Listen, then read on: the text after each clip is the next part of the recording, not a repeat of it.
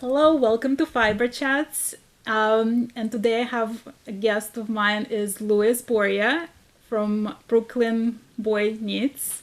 Welcome. Thank you for having me. So I know, I mean, probably everybody by now knows your story, how you were going from the gym after work, knitting in the train, and your picture got taken, and the next day you woke up to it being viral all over Facebook. Yes. Um, but I want to go a little bit back before that. Okay. Because every time I'm like, I was telling whoever I was telling that I'm gonna be chatting with you, the reaction was, you know what, this guy made me feel like it's okay to knit in public. It's okay to knit, period. Like, he made it cool to be a man knitter. And, like, I've interviewed Christopher McGovern, Professor Pearl, and that was like his first thing. He's like, Lewis made it cool. Lewis made it acceptable. Um, and I think like this is like the best thing about this picture going viral. It's not necessarily that it gave you the platform to reach all new people, but it's also made it like cool and normal and like acceptable for a lot of other male knitters. Do you get that reaction a lot from other guys? I do, and it's so funny because that wasn't my intention. Right. First went viral. My brain was all over the place, and I was trying to figure out what the heck was going on at the time. But I realized that me sharing my experience, in the fiber world and how I, you know, didn't know that there were just guys like me that knitted. Um, and then I know it sounds really strange, but I felt like I was living under a rock for so many years because I didn't know about these groups that existed.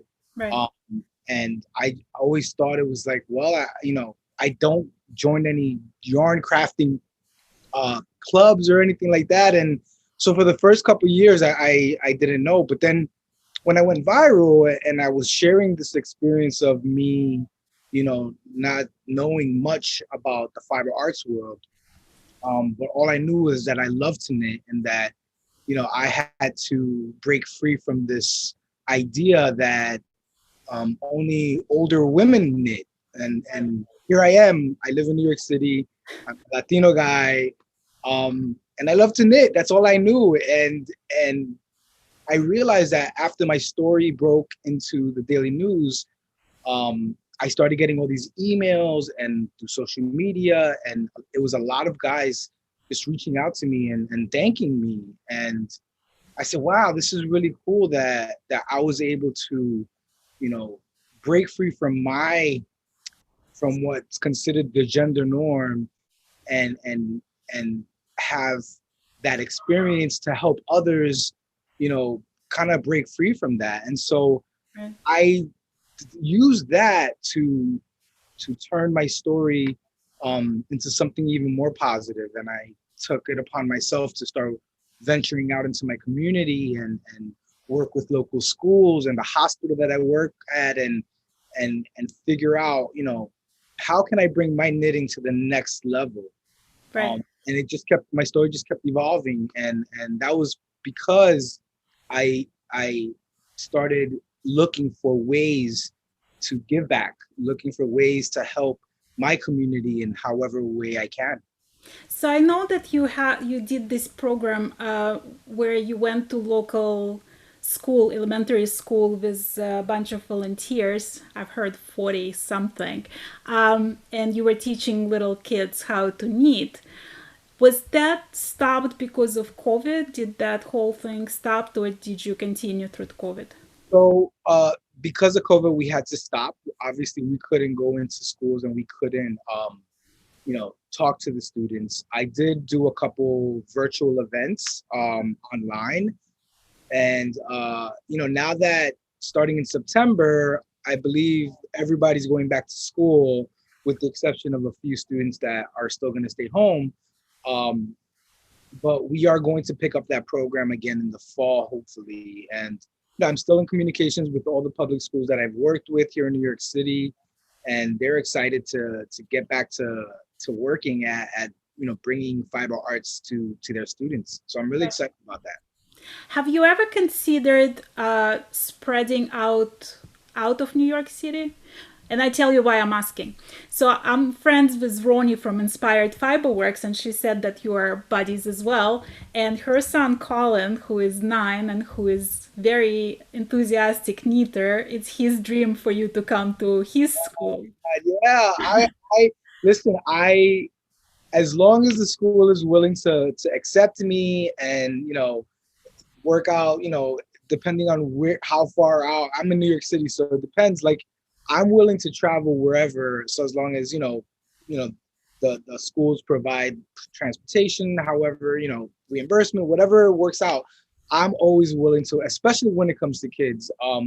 It means a lot to me to work with children and being able to, you know, allow them, to express themselves through yarn. And I love telling my story through yarn because, especially with younger kids, where they're at an age around, let's say, anywhere between 8 and 12, where they're trying to figure out, well, what should I be doing? What am I good at? And instead of like investing all these hours into playing video games and on their iPads, I like to invest that time into creating a fun way of using their hands. And what other better way to do that than with yarn?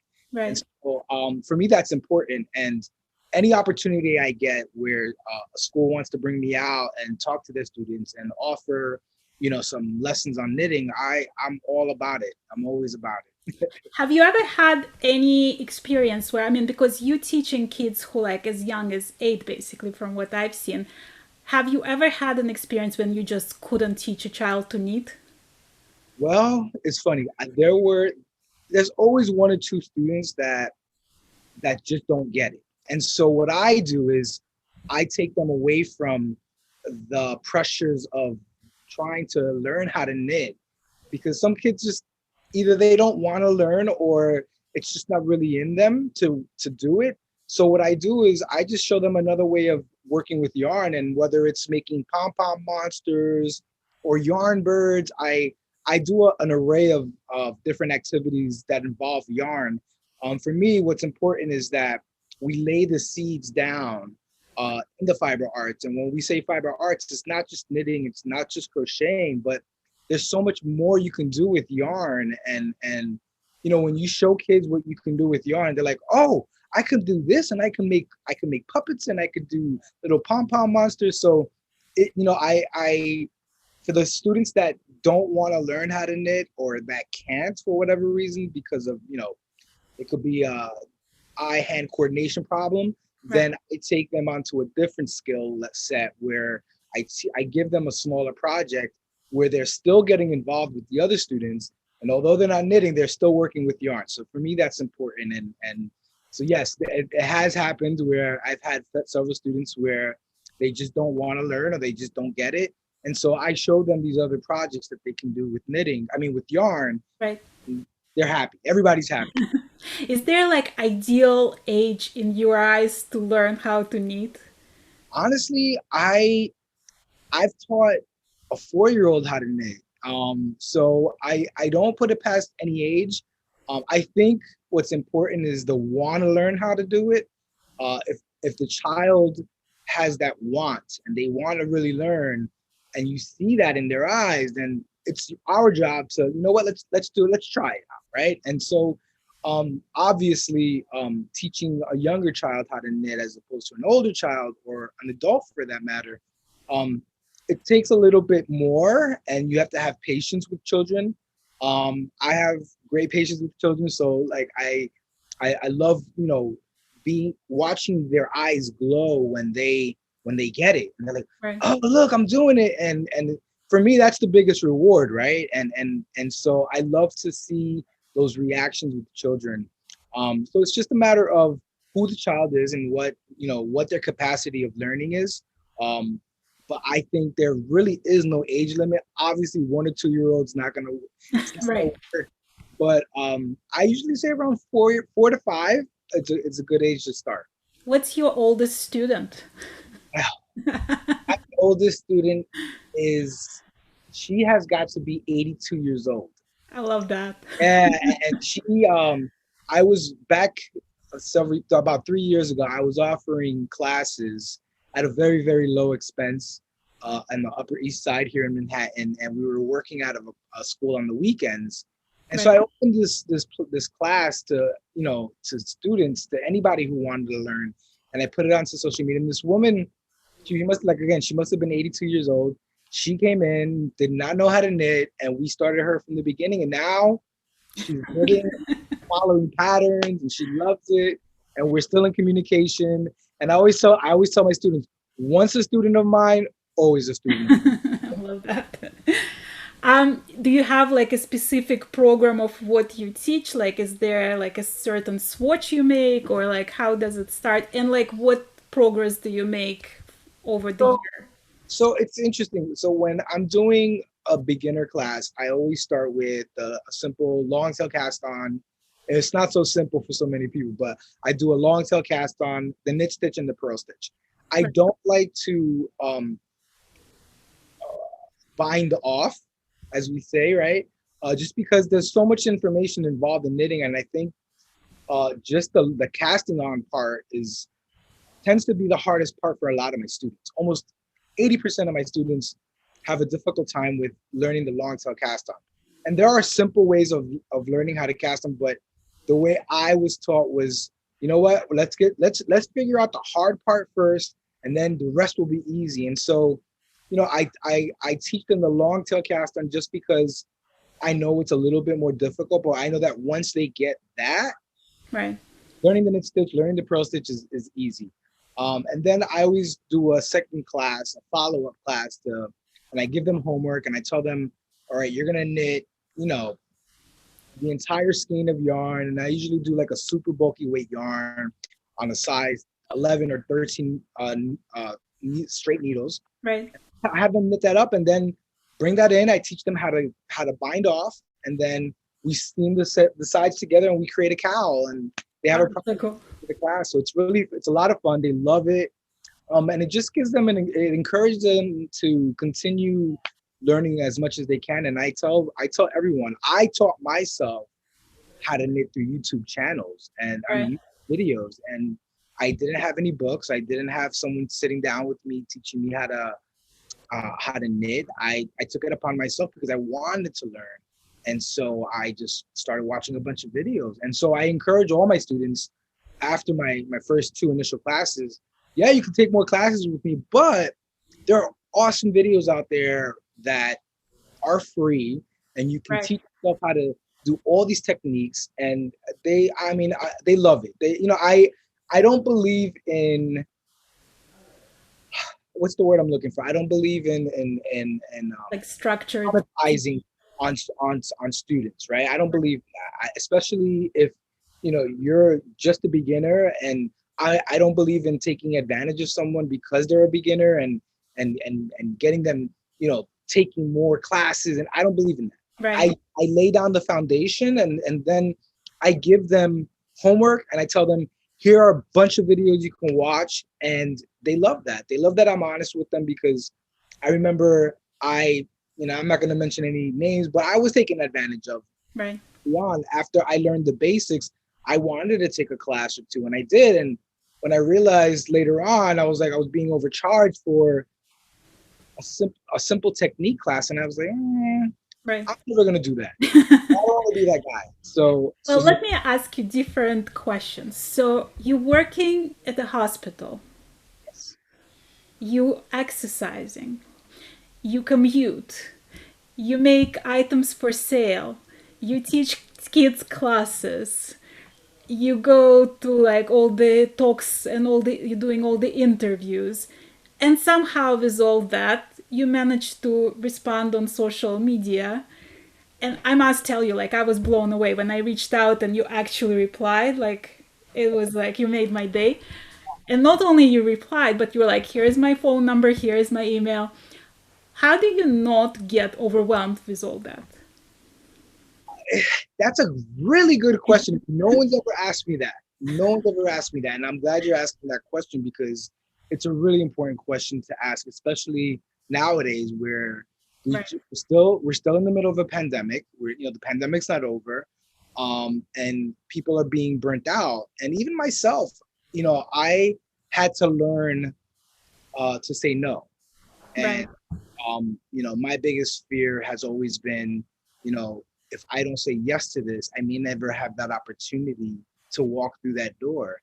But I had to stop myself from doing that because I was burning out Right. and exhausted. And I'm like, why am I so tired? And what am I doing with myself? Like, I love everything that's happening in my life. I love that I'm able to help others, but I have to help myself first before I can help anybody else.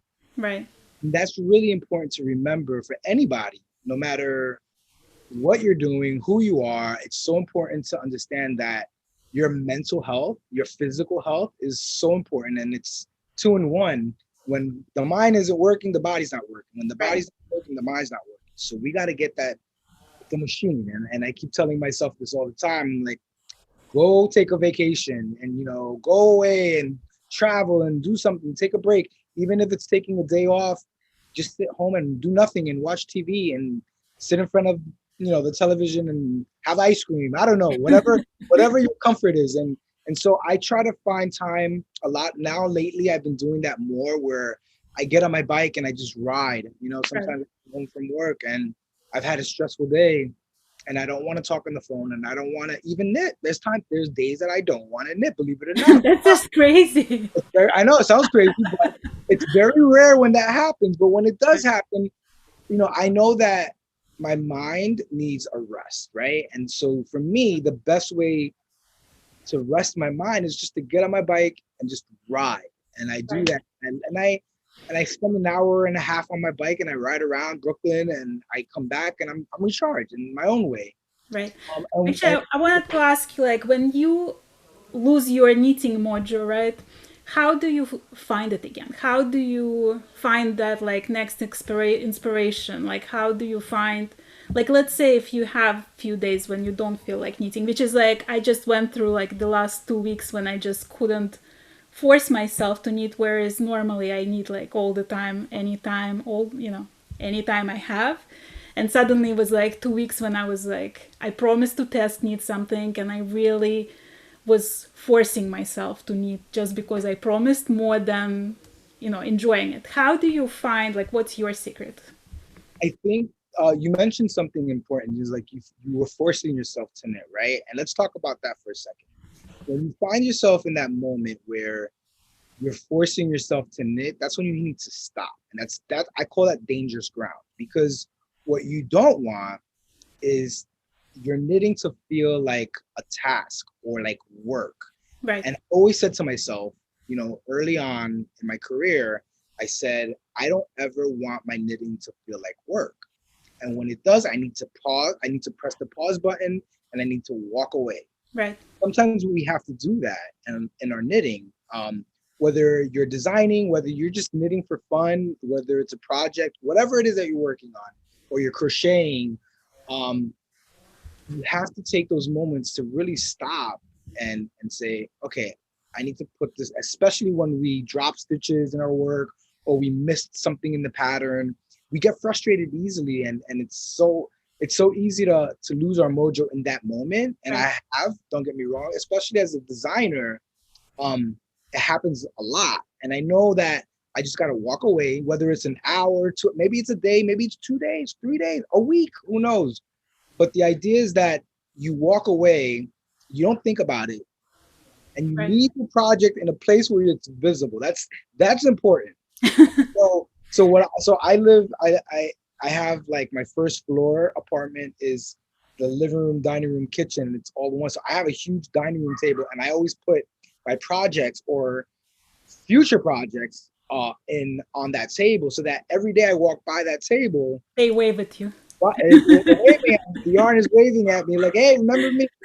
So I do that on purpose because I know that um, even if, let's say, a company sends me yarn and I have no idea what I'm going to design, I just take those skeins of yarn and I place it on the table and I just let it sit there. And then I want, a day, maybe 2 days go by, and all of a sudden, boom, it hits me. I'm like, Right. know what I want to make. And so as long as it's visible to me on a constant basis, then I know that I'm going to come back to that. So I'm right now I'm in my studio, and so it's filled with yarn. Right. I like to keep the door open usually just because my bedroom is next to it. So I walk by it all the time and I'm like, and I just look, I come in here and this is my zen. This is my place of peace. And so I sometimes will just sit here for hours, Right. not knitting and just looking around and looking at the different yarns that I've collected through the years and I say to love that word because I always tell everybody that it's not, I'm not hoarding yarn, I'm collecting myself, no, yarn. no, no, no, no. You never say that, right? So I, some people collect stamps, some people collect Right. coins. We We collect collect yarn. yarn. Yeah. Exactly. Not all yarn is created equally. Right. That's we'll say that. But I have a great collection. I pride myself uh with this room, and this is my haven. And I know that whenever I'm having a hard time or whether I'm having a mental block in my designing, I just have to come in here for an hour or two, just do nothing, just sit there and watch and let the yarn speak to me, as I say. Right. And inspiration comes to me. I live in one of the greatest cities in the world, and I talk about this a lot, where my greatest inspiration comes from the people of New York and what they're wearing, whether I'm on the train or I'm walking down the block or Right. I'm on the Coney Island boardwalk. I watch what people are wearing constantly, and their colors and the way they style their jeans or their hats or whatever. And that's where I pull my inspiration from.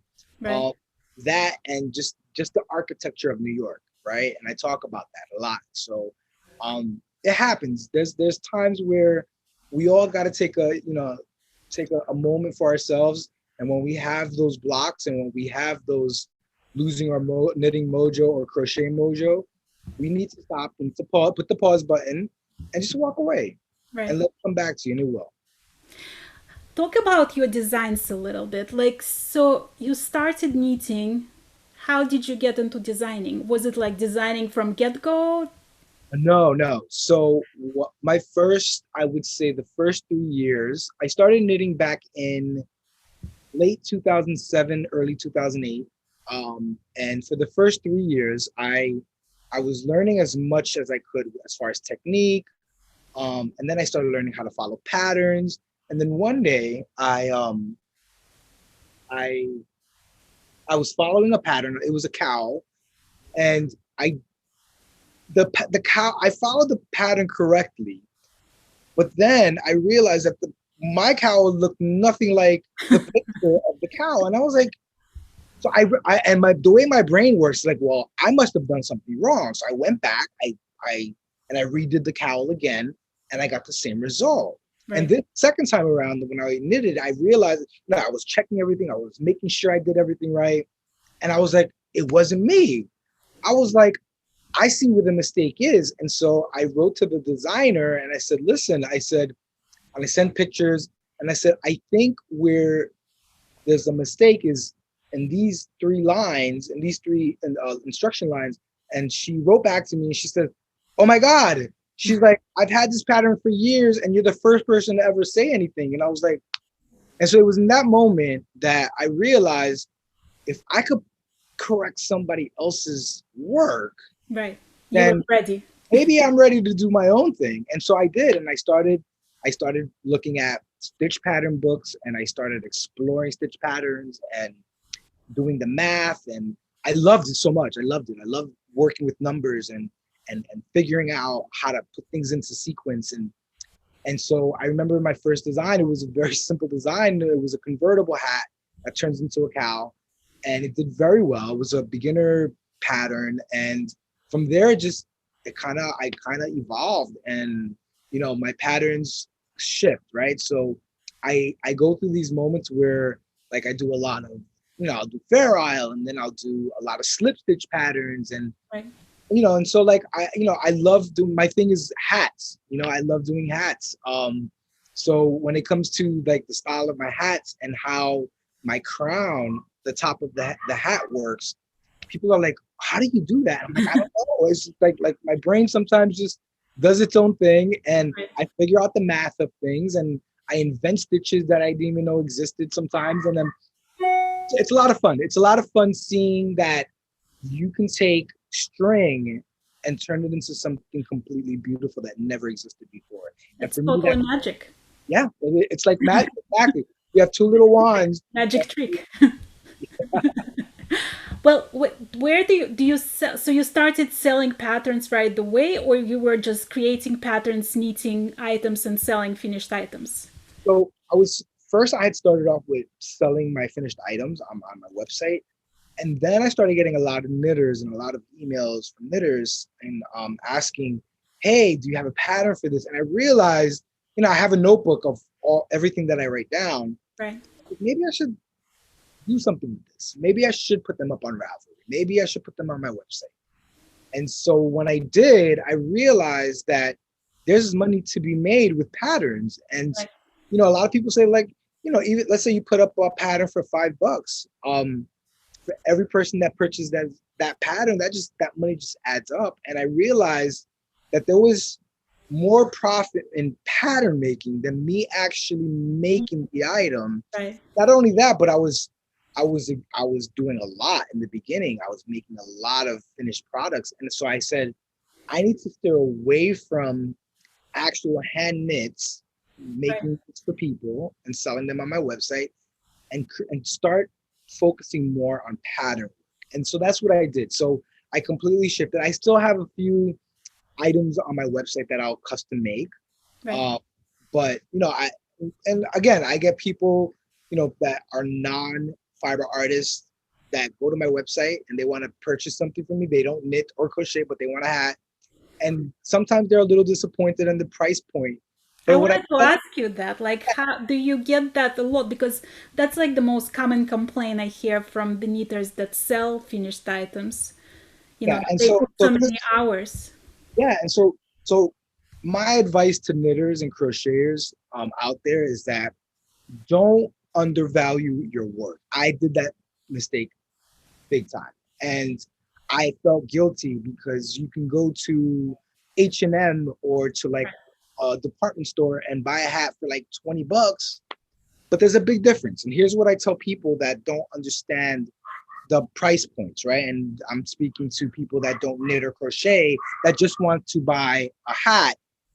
I tell them, just think about this for a second. You go to a department store, you buy a hat. 9 times out of 10, that hat was made by a machine. Right. I'm sorry, my dogs are barking in the Sorry. background. So and if you can't compare what you buy at a department store with something that was handmade, crafted by hand, it'll last you longer, and the quality is probably going to be much better in terms of the wool. So I always tell people this, that don't undervalue your work. Right. Don't If someone bullies you into saying, oh well, that's too much, that's way too much, I can go to the store and get that. You know what? By all means, go ahead. And I wouldn't say that, but that's their option to go into a store and to purchase a hat that's like $20 versus $60 or whatever. You charge your hats for. I don't undervalue your work. It's so Because funny. Like I was interviewing this girl. She's 25-year-old designer from Kenya, and she's also an architecture student. And she has this like wisdom of like 100-year-old, I swear. So her name is Karen Osifir, and she's like in one of my early interviews. And she said this thing. She was like, I realized early on that everybody has their own budget, and right, sometimes I'm just not in their budget, and that's fine. It's not against me personally. It doesn't mean that I have to change my pricing. It just means that I'm out of their budget, and that's fine, and they can go and buy stuff in their budget. So right, sometimes you have to like think that way. right. And so that's something also to consider, right? If you're worried about appealing to different people, right, with different price points, then you have to start looking at, okay, let's talk about materials, right? Let's talk Right. about yarns for a second. Acrylic yarns are much cheaper than wool, right, or plant animal based fiber.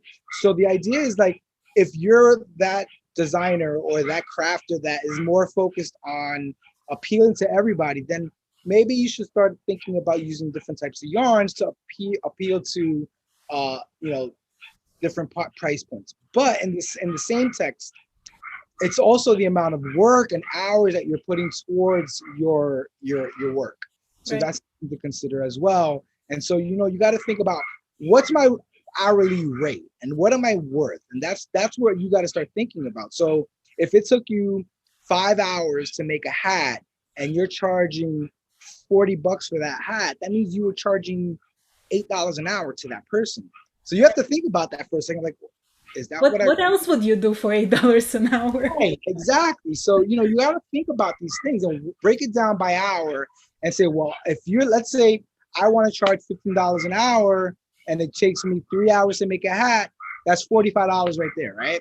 So Right. that's a way of looking at it and saying to yourself, you know what, I need to change the way I do my math and how I price Right. things.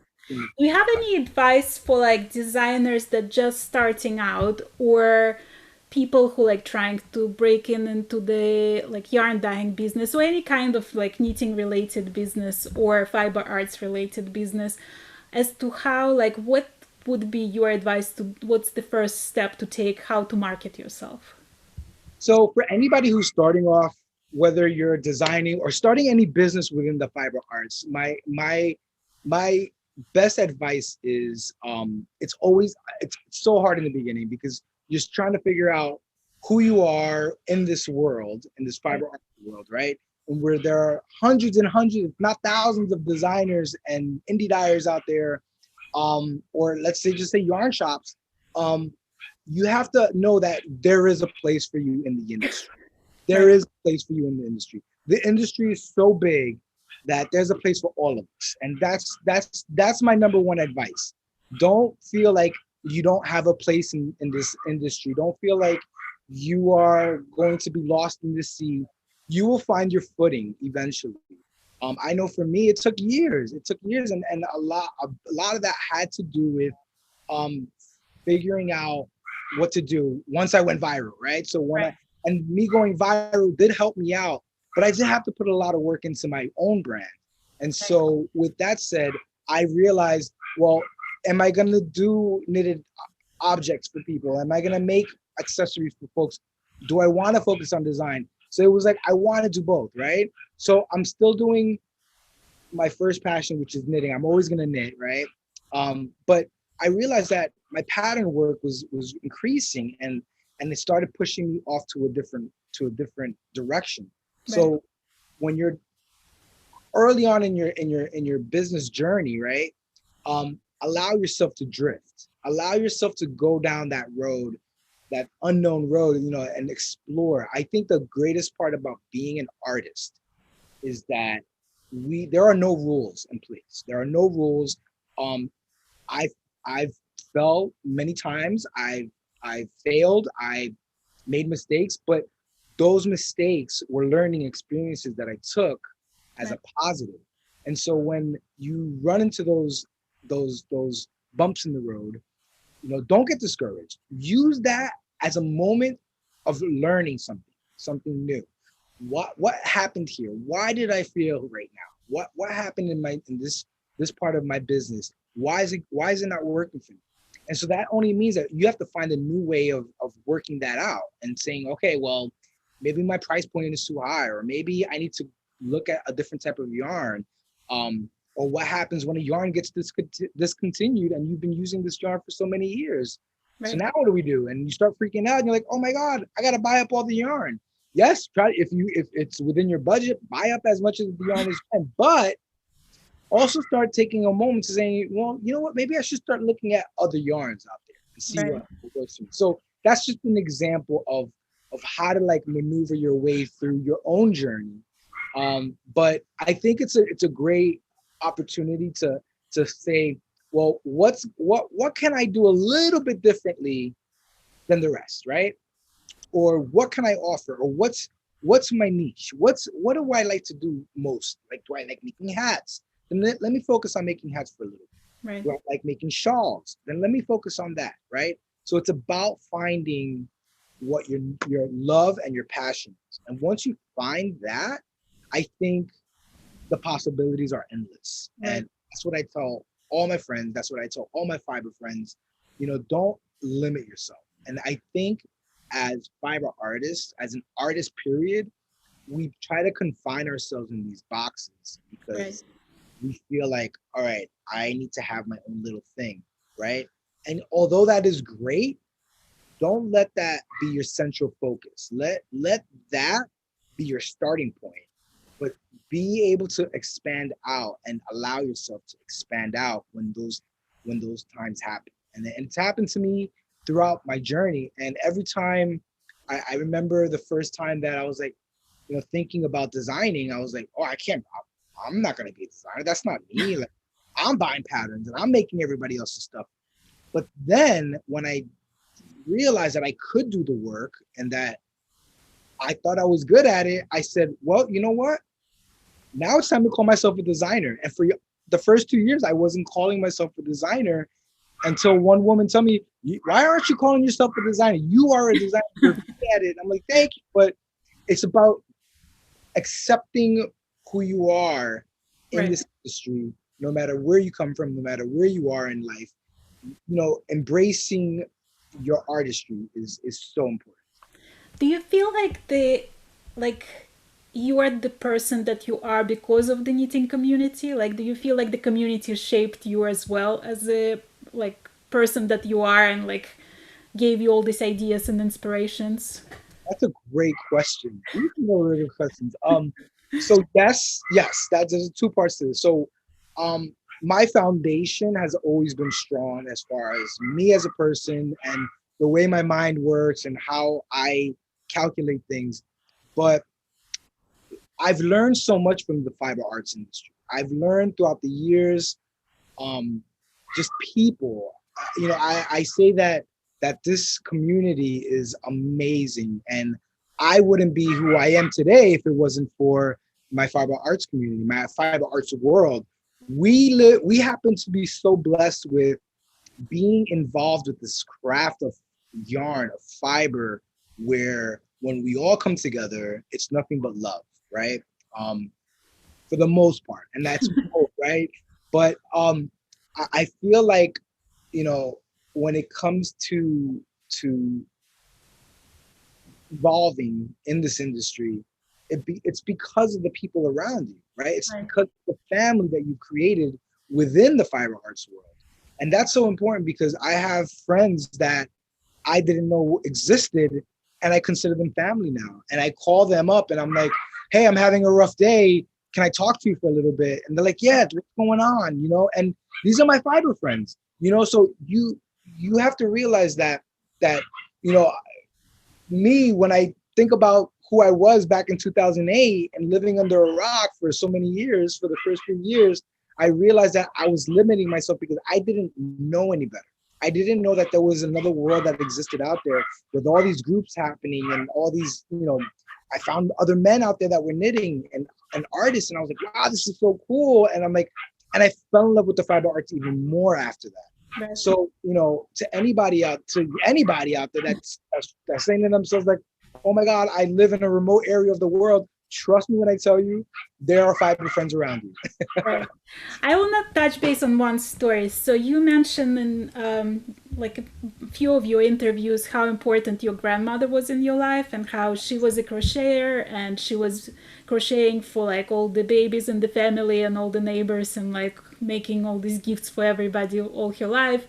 And then you made her a blanket when she was already sick in Oh the wow, you know that hospital. story, I yeah. I mean, I know the story. And that she was super touched that that was the first time somebody made something for her. Have you had similar moment? Did somebody in the community made something for you that you didn't expect? Was it like do you have that same moment that your grandmother had in that hospital? Oh my God, yes. Then there have been several. Um, I I get these beautiful gifts just from folks. Have made dolls out of me. I've gotten shawls. I've gotten socks. But there was um, one in particular, and it was, believe it or not, it was a young lady. She must be at the time she was like 15 years old, she paints on canvas, and she wrote to me on social media, and she says, "Hey, I don't knit, I don't crochet, but I love your story, and it was really inspiring to hear your story. That I want to, you as an artist, I'm expanding myself, and I'm letting go of those fears." And she sent me three little paintings of me, and like that she painted herself, and I was like, and she sent me a little picture of her, and her mother was writing to me as well and telling me the story about how her daughter started painting because she was being picked on, and so her mother bought her canvas and paints and just to like stay at home so she has to worry about these kids being bullied. And the little girl, just poured herself into her paintings. Right. And hearing that story, I was so taken by it, and I have her paintings hanging in this room.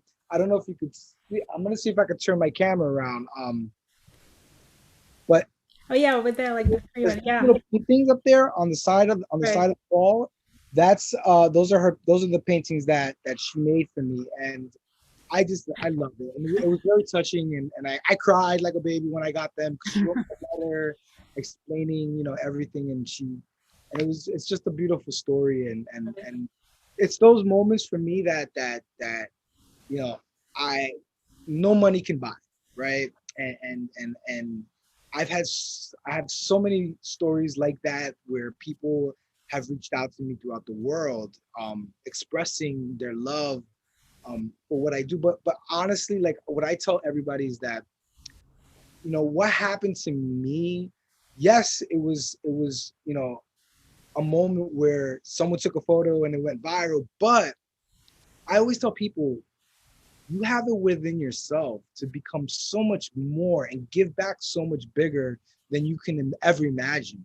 Right. You don't need. I didn't need. I realize now that I didn't need someone to take a photo of me to do the things that I'm doing now. That's You so know, great. You know what? I love that you said that because we all think like, well, but he had that chance. He got this opportunity, but you would have done it probably anyway. it's what I did after that mattered, and that's what I tell people is like, you hear people going viral, and I've gotten people tell me, oh, you were just lucky. It was you were in the right place at the right time, Right. and yes, that part is true, but I put a lot of hard work throughout the years before that, right? I put a lot of work even after that. And it was what I decided to do with that moment, which was Right. important. And I said to myself, I don't want to be the guy that knits on the trip. Like as blessed as I am for that story and for that moment in my life, I want to be more than that. I want to be the guy that did something in his community, the guy that gave back, the guy that taught kids how to knit, the guy that decided he was going to teach cancer patients how to knit.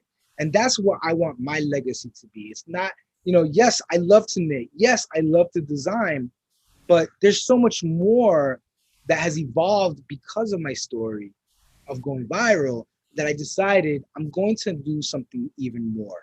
Right. And that was on me, and that had nothing to do with anybody else. It was just something that I realized that what, so many times you hear people going viral for so many different reasons, and they take it and they keep it to themselves and they don't do anything with that. Right. And I didn't want to be that guy. I didn't want to be that guy, and I So always what's next? What's gonna happen this year? What's gonna happen next year? Like, what's your so the the dream? that's gonna happen now is that I'm gonna be in season 6 of Knit Stars, which is coming out in October. So I'm really excited about that. I have a couple trips planned uh, next year. So now we're in July, going into August, right? So next year I'm be heading to Greece. I'm going to be doing a Greece trip. I'm hosting a trip in Greece. Oh, that's It's a fiber retreat, so it's going to be a lot of fun. But other than that, I just getting involved with a lot of collaborations. I'm designing for a lot of companies right now. There's a new publication coming out called Candid and Colorful by Lady Di Yarns.